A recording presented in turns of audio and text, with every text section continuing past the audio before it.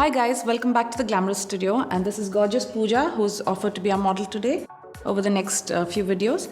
Well, what we are addressing in these set of videos is mainly skin of her kind, her coloring, so basically deeper skin tones. There is a lot of confusion always about what kind of makeup looks good on the skin, how do you get started on this color, and how do you do all the correction.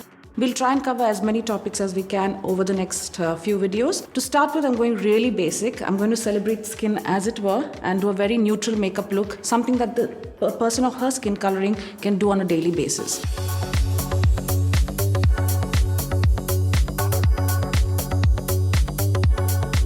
Well, I've already done her moisturizer and primer because that's how I like to always begin my makeup. And I'm going to proceed into foundation. But a few things to understand. Now, when you have somebody with this skin coloring, the common things that you will find across the face are the general amount of pigmentation on this area around the mouth and also on the forehead. So the thing about, like any other makeup, you need to neutralize everything to create an amazingly clean base before you get started. I have used a primer, so that will aid me to do with the base like I like to do it. Very sheer, very see-through and very skin-like. So of course you can choose a concealer of your choice. It doesn't have to be from a particular brand, so anything that you have.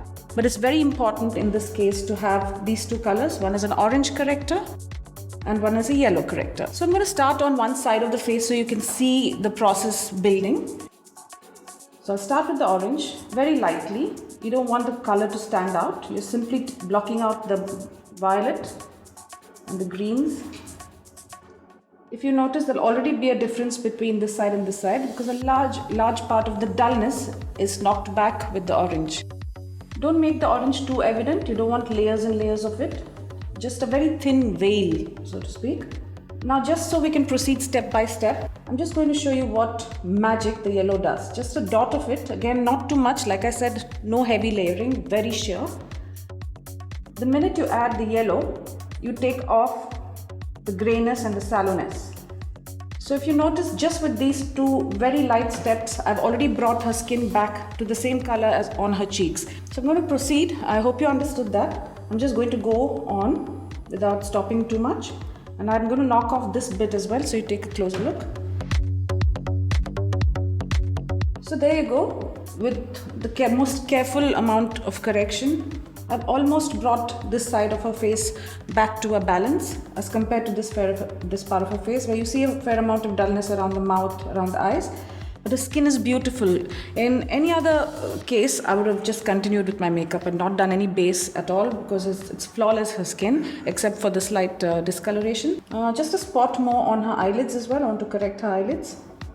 Same method, a bit of orange.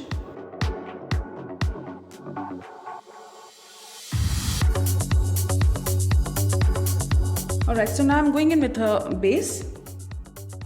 The very important thing when you're doing a very neutral makeup look is remember that neutrals don't bring out too much color and they're not very colored. It's very close to the skin tone. So make sure that you know you're correcting really well, which is why the base is really important in a very, very neutral makeup. So there you can see a really, really clean and well balanced base on one side, and you can see the dullness and the discoloration on the other side.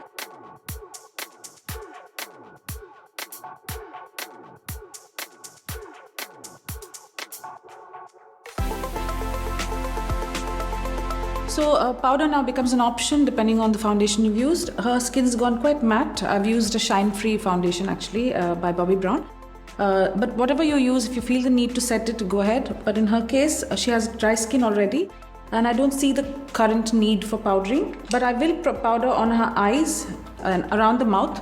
So applying the makeup, like the eye makeup, becomes easier. Now, if you've noticed, in the effort to brighten the face, there will be a certain difference between the neck and the face. But having said that, try and go as close to the person's natural skin color as possible. So I'm just using a warm brown matte contour.